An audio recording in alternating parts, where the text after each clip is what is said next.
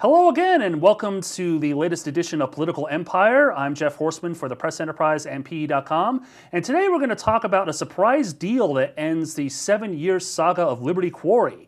And then we're going to be talking with our San Bernardino reporter about what's going on with the mayor of the city of San Bernardino, as well as their bankruptcy proceedings. But first, Quarry site sold. A surprise deal between the Pechanga band of Luiseno Indians and Granite Construction has ended controversial plans for the proposed Liberty Quarry. Pechanga agreed to buy 354 acres slated from the quarry from Granite for about $3 million, and the tribe is also paying the company another roughly $17 million to settle the dispute. Now, Granite has also agreed not to own or operate a mine within a certain radius of the former quarry property.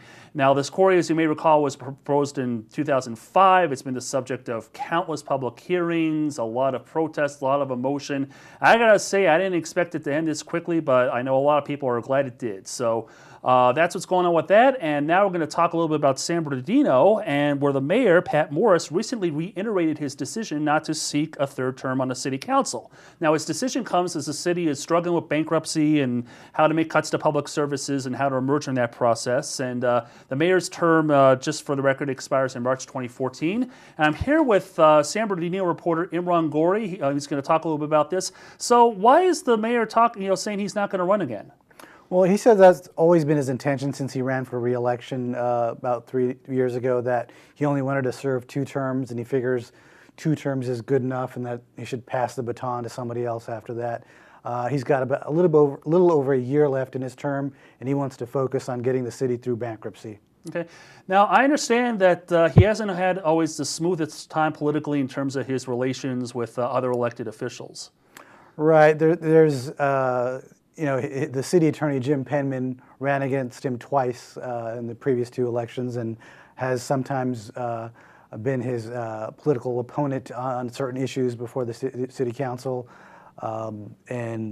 They've disagreed on a number of issues, even through bankruptcy, with the city attorney blaming Morris for the city's financial problems. Okay. And speaking of, what's going on with the bankruptcy process there?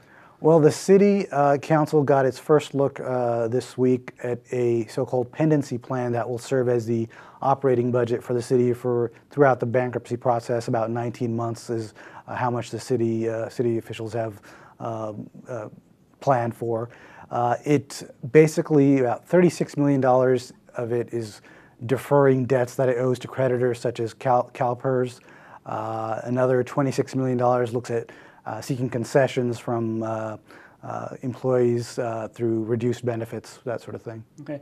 Well, it sounds like they still have a ways to go before they emerge from bankruptcy. So thank you very much, Imran. Appreciate your time. And thank you for watching Political Empire. Once again, I'm your host, Jeff Horseman, and we'll see you next time.